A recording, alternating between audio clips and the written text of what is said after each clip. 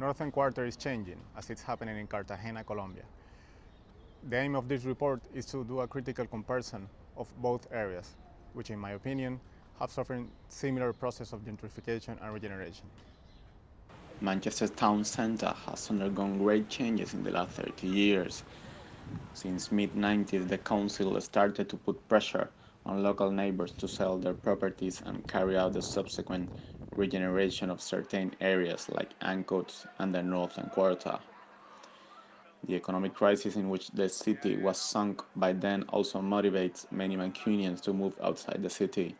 It was when many artists and architects get interested in some abandoned properties, starting a new hipster move which gave the Northern Quarter fresh air and aroused the interest of the council and private investors. The regeneration of Ancoats took place officially in 2000 with the development of the new Islington project, and since then hadn't stopped. Ancoats was chosen last year as the 30th coolest neighborhood in the world by Time Out and also one of the more expensive areas in town. All I know is for us, we can't find an apartment or a house that suits our needs, so we have to go outside the city. The partnership between Manchester City Council and Abu Dhabi United for the latest developments in Ancoats have aroused, aroused concerns from some organizations about human rights issues in the Emirates. No, they should definitely care. Like 100%. Everything's connected. Everything. So whether that money is coming, if it's called black money, if it's coming from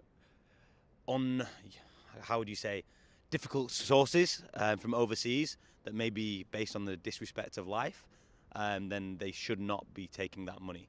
But the council should basically, we shouldn't just accept money from any source. We should research where that comes from.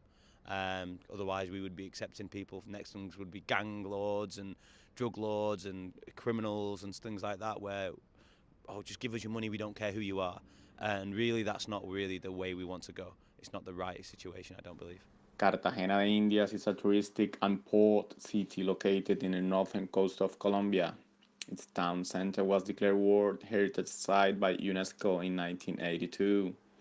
However, Cartagena suffered from an aggressive social inequity between a well-conserved historic town to highest rates of poverty, becoming a social bomb. The gentrification process that has taken place in Cartagena's town center has been accompanied by all sorts of threats and illegal pressures against locals.